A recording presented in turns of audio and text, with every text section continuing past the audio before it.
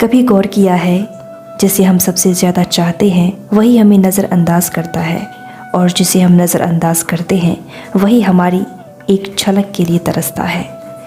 ये खेल अजीब है, दिल का नहीं, एनर्जी का। और यही कारण है कि भाव ना देने वाले पीछे दौड़ते हैं। ओशो कहते हैं, जहाँ चाहत ज़्यादा होती है वहाँ ऊर्जा असंतुलित हो जाती है, और जहाँ संतुलन नहीं होता वहाँ आकर्षण मर जाता है। आज के रिश्तों में यही तो हो रहा है। किसी को थोड़ा प्यार दिखाओ तो वो टेकन फॉर ग्रांटेड ले लेता है, किसी को इग्नोर करो तो उसी की आंखों में बेचैनी आ जाती है। क्यों? क्योंकि हम इंसान नहीं, एनर्जी फील्ड्स हैं। हम वहाँ खींचते हैं जहाँ कुछ अधूरा है, जहाँ कुछ पाना बाकी है। कभी कभी वो अधूरापन ही अट्रैक्शन बन जाता है। आज के दौर में रिश्ते कम और वैलिडेशन गेम्स ज़्यादा हैं। हर कोई चाहता है कि कोई उसे चाहता रहे, पर जब वो मिल जाता है दिल कहता है अब इसमें एक्साइटमेंट नहीं रही। हम चाहते हैं अटेंशन, लेकिन जब वो मिल जाती है हम उसका वैल्यू भूल जाते हैं। ओशो कहते हैं, मन हमेशा उस और भागता है जो उसे नहीं मिला, और जो मिल गया उसे छोड़ देता है। यही वजह है कि जब तुम किसी को ज़्यादा भाव देती हो तुम अपनी एनर्जी उसके हवाले कर देती हो, और जैसे ही वो एनर्जी इम्बैलेंस होती है दूसरा व्यक्ति नेचुरली दूर होने लगता है। आज के रिश्तों में लोग प्यार नहीं पावर ढूंढते हैं, किसके पास इमोशनल कंट्रोल है, कौन किसे ज़्यादा चाहता है। ये एक अनकहा खेल बन जाता है। कभी किसी लड़के ने कहा होगा वो अब मुझे इग्नोर करने लगी है और मैं उसे भूल नहीं पा रहा, या किसी लड़की ने सोचा होगा पहले तो वो हर वक्त टेक्स्ट करता था, अब अचानक क्यों गायब हो गया। यही वो पल है जहाँ भाव और दौड़ना शुरू होता है, क्योंकि अट्रैक्शन उसी को होता है जो कंप्लीट लगता है, जो ज़रूरतमंद नहीं लगता। ओशो कहते हैं, प्रेम में दो लोग तभी खिलते हैं जब दोनों स्वतंत्र हो, निर्भर हो। जब तुम किसी को बहुत ज़्यादा चाहने लगते हो तुम खुद को खोने लगते हो, तुम्हारा पूरा ध्यान उसी के आसपास घूमने लगता है। उसका मैसेज आया या नहीं, उसने स्टोरी देखी या नहीं, उसने स्माइल किया या नहीं। धीरे धीरे तुम्हारा सेंटर उसके हाथों में चला जाता है, और जब सेंटर किसी और के पास होता है वो व्यक्ति ऑटोमेटिकली पावरफुल बन जाता है। तुम कमज़ोर नहीं हो, बस तुमने अपनी एनर्जी उसे दे दी है। अब सोचो, जिसे सारी एनर्जी फ्री में मिल रही हो वो क्यों दौड़ेगा तुम्हारे पीछे। वो तो तभी दौड़ेगा जब उसे वो एनर्जी वापस चाहिए होगी। तो क्या इसका मतलब है कि हमें किसी और को प्यार ही नहीं देना चाहिए?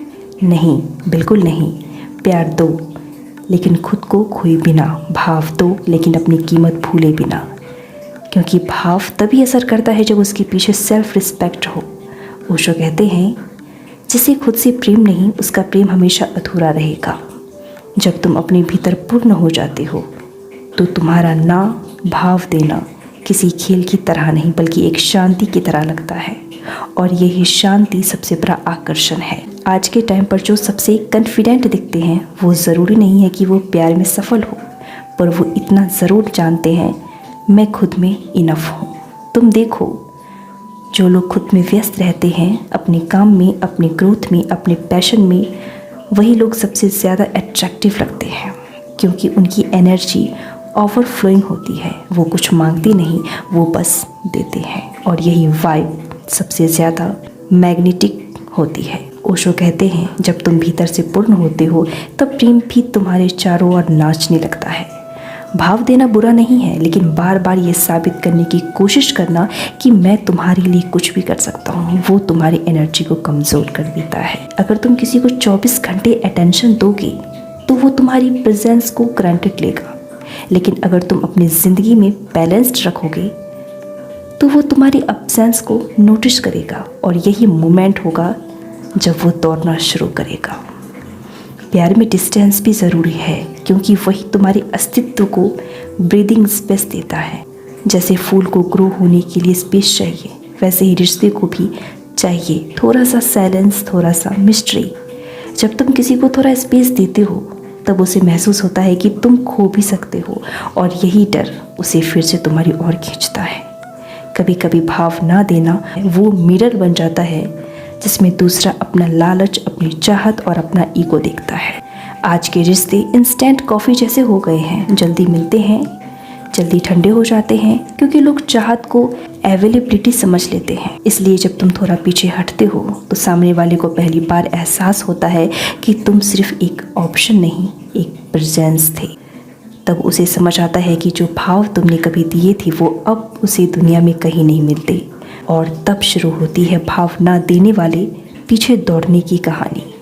ओशो कहते हैं, सच्चा प्रेम अधिकार नहीं मांगता, वह स्वतंत्रता देता है। इसलिए जब तुम खुद में स्वतंत्र हो तब तुम्हारे ना देने का भी एक वाइब्रेशन होता है जो सामने वाले के दिल को हिला देता है। वो सोचता है, पहले तो वो मुझसे बात किए बिना नहीं रह पाती थी, अब कैसे रह लेता है।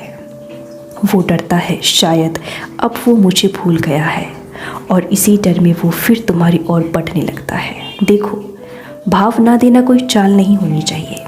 अगर तुम सिर्फ गेम खेलने के लिए इग्नोर कर रहे हो तो वो एनर्जी फेक होगी, और फेक एनर्जी कभी असर नहीं करती। पर अगर तुम भीतर से सच में काम हो गए हो, अगर तुमने खुद में कनेक्शन बना लिया है, तो तुम्हारा साइलेंस ही सबसे लाउड जवाब बन जाता है। ओशो कहते हैं, साइलेंस भी एक भाषा है जिसे केवल सच्ची प्रेम समझ सकती है। तो जब अगली बार कोई तुम्हें इग्नोर करे तो खुद को मत तोड़ना, क्योंकि शायद उसे अभी समझ नहीं कि तुम्हारा भाव कितना कीमती है। और जब वो समझेगा और वही व्यक्ति दौड़ेगा तुम्हारे पीछे, पर तब तक तुम आगे बढ़ जाना, क्योंकि सच्चा प्रेम पीछे मुड़कर नहीं, भीतर झांक कर मिलता है। ओशो कहते हैं, जिसने खुद को जान लिया उसे किसी के पीछे भागने की ज़रूरत नहीं पड़ती। तो याद रखो, किसी को भाव देना अच्छी बात है, लेकिन अपनी शांति खो देना नहीं, क्योंकि असली चार्म तुम्हारे ना भाव देने में नहीं बल्कि उस एनर्जी में है जो कहती है, मैं पूर्ण हूँ, तुम्हारे साथ भी, तुम्हारे बिना भी। और जब तुम इस अवस्था में पहुँच जाते हो तब सच में भाव ना देने वाले नहीं दौड़ते, बल्कि वो खुद चलकर तुम्हारे पास आते हैं। अगर ये बात दिल में लगी हो तो खुद से एक वादा करो, अब से किसी को भाव दो, पर अपनी कीमत भूले बिना, क्योंकि जो खुद में पूर्ण है उसे कोई खो नहीं सकता। आप हमें कमेंट करके बताइए, क्या कभी आपने किसी को बहुत ज़्यादा भाव दिया और फिर वही आपसे दूर चला गया हो? कमेंट करके बताएं।